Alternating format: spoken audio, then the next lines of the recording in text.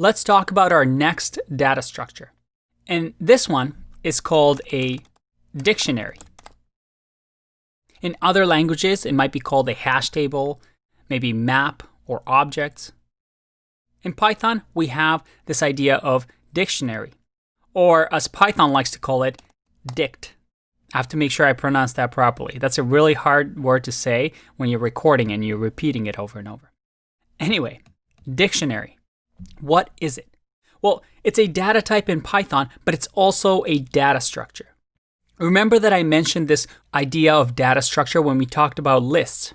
They were the first data structure in Python that we learned. It's a way for us to organize our data in a form that has some different pros and cons on how we access it. For example, with lists, we saw that they're easily ordered. We can access them through indexes like 0, 1. We can reverse them. We can insert into them. It was really, really nice. What about dictionaries? Well, let's see what a dictionary looks like. A dictionary will look something like this.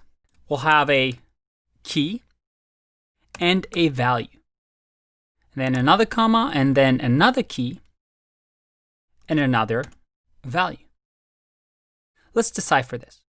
So I'm using curly brackets here, which denotes a dictionary. And unlike a list, we have what we call a key-value pair.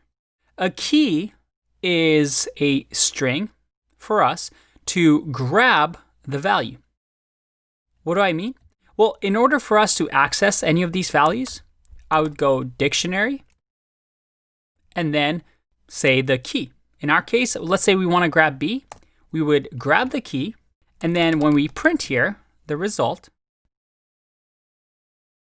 we get the value 2. We're essentially telling the computer, hey, I have this variable dictionary. Remember, I can name this whatever I want. I have this variable dictionary. I want you to go find the key B. And this key B, if it exists, grab me the value. So it's going to go into your memory or into the machine's memory.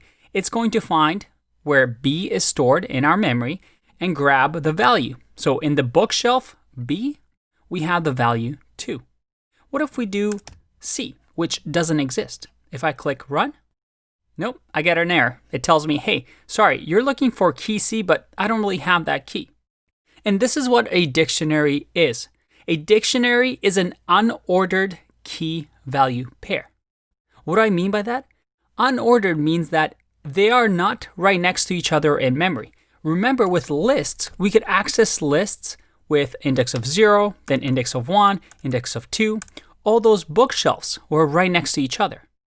A dictionary, on the other hand, they're all over the place. Although I've put A and B here, this might be in one spot in memory, and this one in another spot in memory. And if I added, let's say, X, this will be in another spot in memory. And this might not be in order. Maybe I've written it A, B, X, but when I actually return the entire dictionary, maybe I don't have this in order. These are all just scattered all across our memory. As you see here, when I receive the dictionary, I get these things in order, but that's only because it's small. If I had a really, really large dictionary, I might not have them in order that I've inserted it in. So a dictionary is an unordered key-value pair. And as long as we know the key, that is, whatever the key that we're looking for, then we just give that. And our computer is going to know, hey, where in memory to look to grab the values. Now, here's the cool thing about data structures, like dictionaries and lists. They're containers around data, right? So this can be anything that we want. Let's say we want this one to be a list, 1, 2, 3. Maybe we want this to be a string, hello. And maybe this is a Boolean value, like true.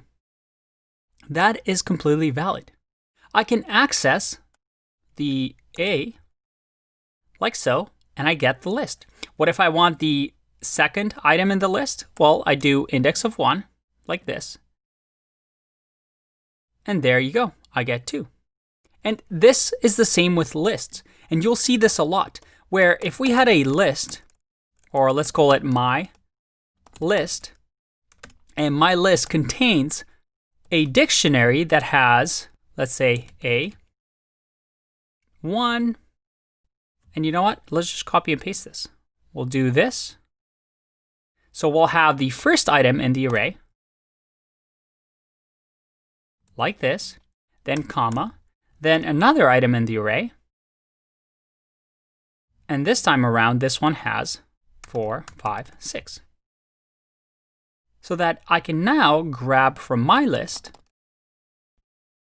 the first item in the array, and then maybe grab the A, that is the A key. So remember, this is a string. And then we want to grab, let's say, the third item. So we'll go 2. If I run this, I should get 3 and 2. There you go. Now, you might be asking yourself, what's the deal with these data structures? Like, why do we need dictionary? Why do we need list? Why can't we just have one thing that does everything? Isn't that simpler? Think about that, because in the next video, I'm going to try and answer that question for you.